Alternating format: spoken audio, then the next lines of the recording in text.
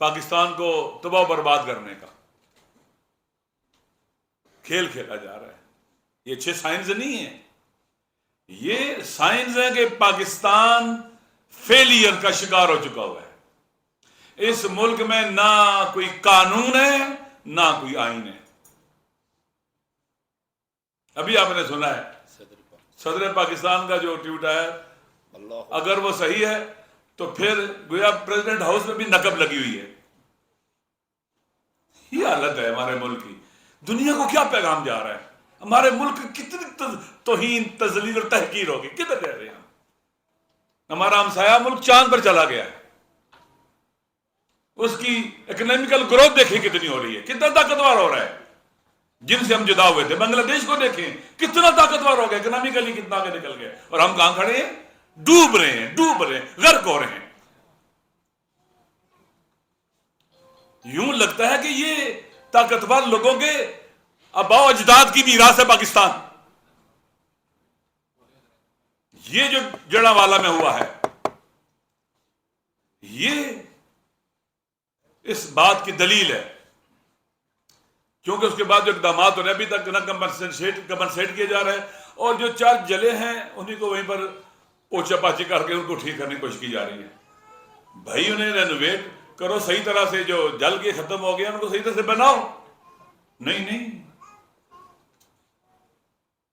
جنہوں نے ظلم کیا ہے، جنہوں نے سارا ایپیسوڈ ڈرامہ رچایا، جنہوں نے قتل وغیرہ سارے کا سارا منصوبہ بنایا، آج گراؤ جلاؤ کا وہ ساتھ پولیس کے آئی جی کے ساتھ پھر رہے ہیں. یہ کیا ہے؟ میں آپ کے توسط سے پاکستان کے عوام سے کہتا ہوں، ہمارا ملک ڈوب رہا ہے. ہمارا ملک کا امیج دنیا میں سیاہ امیج ہے، سیاہ چہرہ ہے، بلیک، کالا چہرہ ہے جو دنیا کو دکھایا جا رہا ہے. ہم پاکستانی، ہم تو ایسے نہیں ہیں. آپ نے یہ پنڈی کا واقعہ دیکھا تھا عاشور کا 2013 میں. بعد میں D G S P R اس وقت جنرل آصف غفور تھے، میجر جنرل. انہوں نے پریس کانفرنس کی کہا یہ خود انہوں نے کیا تھا مسجد میں راجہ بازار میں. خود انہوں نے پریس کانفرنس کی D G S P R میں.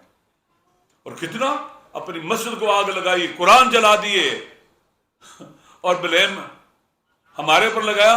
اور پھر گراؤ جلاؤ شروع ہو گیا.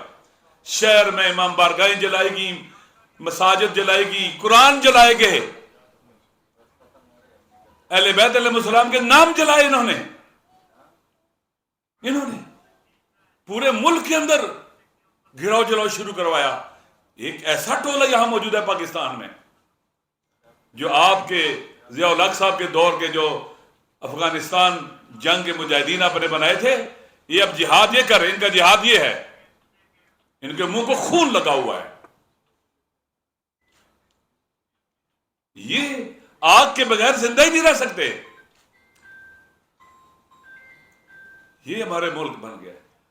اور پھر آپ نے دیکھا ابھی جو قانون بنایا قانون کیسے بنائے جا رہے ہیں، یہ تو حیرانگی ہے. آپ نے دیکھا ہوگا جو تحفظ ناموس اہل بیت و تحفظ ناموس صحابہ اور امہات المومنین بل، انہی انتہا پسندوں نے اس کے پیچھے، یہ انتہا پسند سیم لوگ اس کے پیچھے ہیں. پہلے یہ قتل کرتے رہے، ہمیں نہیں مار سکے، نہیں ڈرا سکے، نہیں بگا سکے. تکفیریت، کافر کے نعرے لگاتے رہے، ناکام ہوئے. اب وہ طبقہ پارلیمنٹ کے اندر اس نے نفوذ کیا، پینیٹریٹ کیا ہوا ہے، سینٹ میں پینیٹریٹ کیا ہوا ہے. اور وہی لوگ ان کے پیچھے جنہوں نے ان کو بنایا تھا تاکہ ملک کو قانون کے ذریعے آگ لگائی جائے.